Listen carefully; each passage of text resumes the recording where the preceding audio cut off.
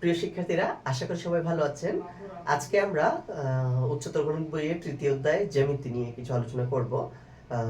উচ্চতর গণিত বইয়ের তৃতীয় অধ্যায়ের 5 নম্বর উপপাদ্য, যেটা অ্যাপোলোনিয়াসের উপপাদ্য। এই উপপাদ্যটা পরীক্ষার জন্য খুবই কমন, এটা প্রায় 90% ইম্পর্টেন্ট।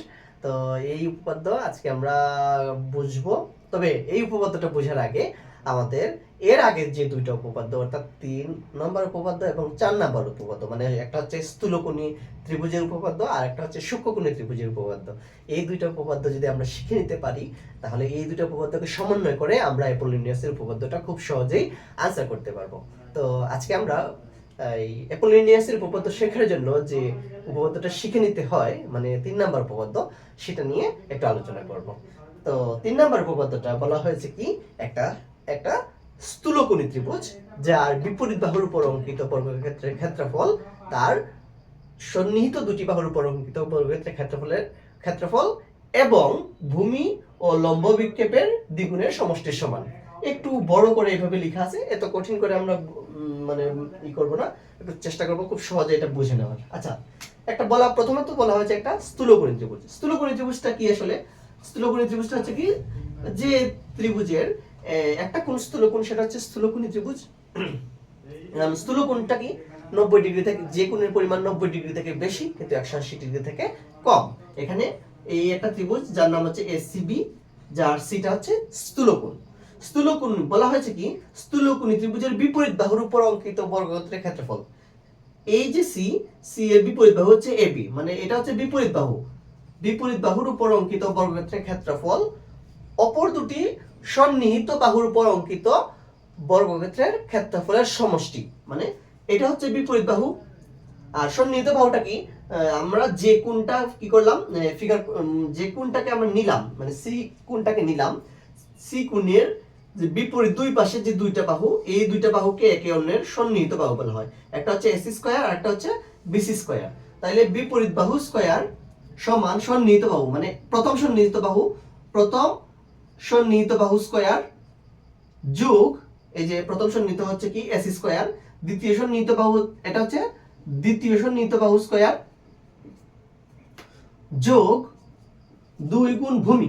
ভূমি হচ্ছে কি, এই যে যদি সি হয় স্থূলকোণী ত্রিভুজের স্থূলকোণ, তাহলে বিসি হচ্ছে তার ভূমি, 2 গুণ ভূমি ইনটু সিডি। সিডি জিনিসটা কি, সিডি হচ্ছে লম্ব অভিক্ষেপ। এখন আসলে লম্ব অভিক্ষেপটা জিনিস কি, কোণ থেকে আমরা লম্ব বরাবর যেতে, মানে এটা হচ্ছে একটা আমার মেইন কোণ, এই কোণ থেকে আমি লম্ব বরাবর যেতে যে আমি স্টেপ নিলাম বা পদক্ষেপটা নিলাম, এটা হচ্ছে লম্ব অভিক্ষেপ। মানে হচ্ছে আমার যদি কোণ সি হয়, সি থেকে ডি পর্যন্ত যে দূরত্ব, সেটা হচ্ছে লম্ব অভিক্ষেপ। এটাকে আমরা লিখলাম লম্ব অভিক্ষেপ। তাহলে আমাদের এইটুকু প্রমাণ করলেই চলবে যে বিপরীত বাহু স্কয়ার সমান প্রথম সন্নিহিত বাহু স্কয়ার যোগ দ্বিতীয় সন্নিহিত বাহু স্কয়ার যোগ 2 গুণ ভূমি ইনটু লম্ব অভিক্ষেপ। এইটুকু যদি আমরা প্রমাণ করতে পারি, তাহলে উপপাদ্য 3 সমাধান হয়ে যায়। তারপরে কিভাবে উপপাদ্য 4 সমাধান হবে, এবং 3 ও 4 সমন্বয় করে আমরা উপপাদ্য 5 খুব সহজেই সমাধান করে নিতে পারবো। তাহলে আমরা এই প্রসেসটা শুরু করি।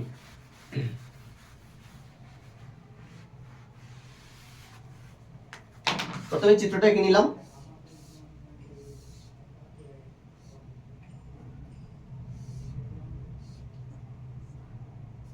এ সি বি, এটা হচ্ছে ডি। তাহলে শুরু করলাম। এখানে মনে করি ত্রিভুজ এ সি বি এ কোণ সি সমান স্থূলকোণ। আচ্ছা, তারপর বিপরীত বাহু বিসি এবি, বিপরীত বাহু এবি। আচ্ছা, সন্নিহিত বাহু হচ্ছে এসি ও বিসি, সন্নিহিত বাহু এসি ও বিসি। লম্ব বিক্ষেপটা হচ্ছে সিডি, লম্ব অভিক্ষেপ সিডি। এখন প্রমাণ করতে হবে যে একটু আগে যেটা লিখে দিয়েছিলাম সেটাই প্রমাণ করতে হবে, যে বিপরীত বাহু স্কয়ার সমান সন্নিহিত বাহু স্কয়ার যোগ দ্বিতীয় সন্নিহিত বাহু স্কয়ার যোগ 2 গুণ ভূমি ইনটু লম্ব অভিক্ষেপ। আচ্ছা, এখন আমরা চলে যাই প্রমাণে। প্রমাণের ক্ষেত্রে এখানে আমরা কি আমাদের করতে হবে কি, যে এখানে একটা সমকোণী ত্রিভুজ নিয়ে নিতে হবে। সমকোণী ত্রিভুজ কোনটা? এখানে এ বি ডি, মানে এ বি ডি হচ্ছে একটা সমকোণী ত্রিভুজ। তো প্রমাণের ক্ষেত্রে আমরা লিখব সমকোণী ত্রিভুজ এ বি ডি এ। সমকোণী ত্রিভুজের ক্ষেত্রে আমরা একটা সূত্রটা জানি, পিথাগোরাসের উপপাদ্যটা হচ্ছে কি, অতিভুজ স্কয়ার সমান লম্ব স্কয়ার যোগ ভূমি স্কয়ার। এইটুকু আমরা লিখে নিলাম। অতিভুজ হচ্ছে এ বি, অতিভুজ স্কয়ার সমান লম্ব স্কয়ার যোগ ভূমি স্কয়ার, ভূমি হচ্ছে বিডি, এই পুরো ভূমিটা হচ্ছে বিডি, অতিভুজ হচ্ছে এবি, লম্ব হচ্ছে এডি, এটা হচ্ছে বিডি। তাহলে শেষ। আমি দেখলাম এখানে বাম দিকটা পেয়ে, মানে বাম দিকে এবি প্রমাণ করতে হবে, এবিটা পেয়ে গেলাম, তাহলে এখানের কাজ শেষ। এখন এডির জায়গায় আমরা এডি লিখলাম, কি আছে এখানে বিডি। তো বিডিটা কি, বি থেকে ডি পর্যন্ত যে দূরত্ব, তো বিডি কে আমরা ভাঙলাম, ভাঙলে দেখা যায় কি এটার পুরোটা হচ্ছে বিডি, কিন্তু মাঝখানে আছে সি। তাহলে বিডি কে আমরা দুই ভাবে লিখতে পারি সিডি যোগ বিসি। বিডি এর বদলে আমরা লিখলাম সিডি যোগ বিসি, সিডি যোগ বিসি, স্কয়ারের জায়গায় স্কয়ার দিলাম। তারপরে আমরা সিডি যোগ বিসি এর একে সূত্রে কনভার্ট করব। তাহলে a plus b whole square সূত্রে নিয়ে যাব। a plus b whole square সূত্র হচ্ছে a square plus 2 a b plus b square. a plus b whole square সূত্র হচ্ছে a square plus 2ab plus b square. তারপর এখানে গুছায় নিলাম।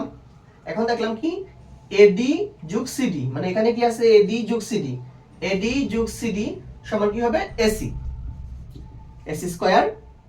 এই দুটার বদলে ad যোগ cd এর বদলে লিখলাম ac স্কয়ার, মানে এটা একটা হচ্ছে লম্ব আর এটা হচ্ছে ভূমি, তাহলে এটা হয়ে যাবে এই ছোট ত্রিভুজের মধ্যে ac স্কয়ার, এটা হচ্ছে অতিভুজ স্কয়ার। আর তারপরে যা আছে তাকে সুন্দর করে গুছিয়ে লিখে নিলাম।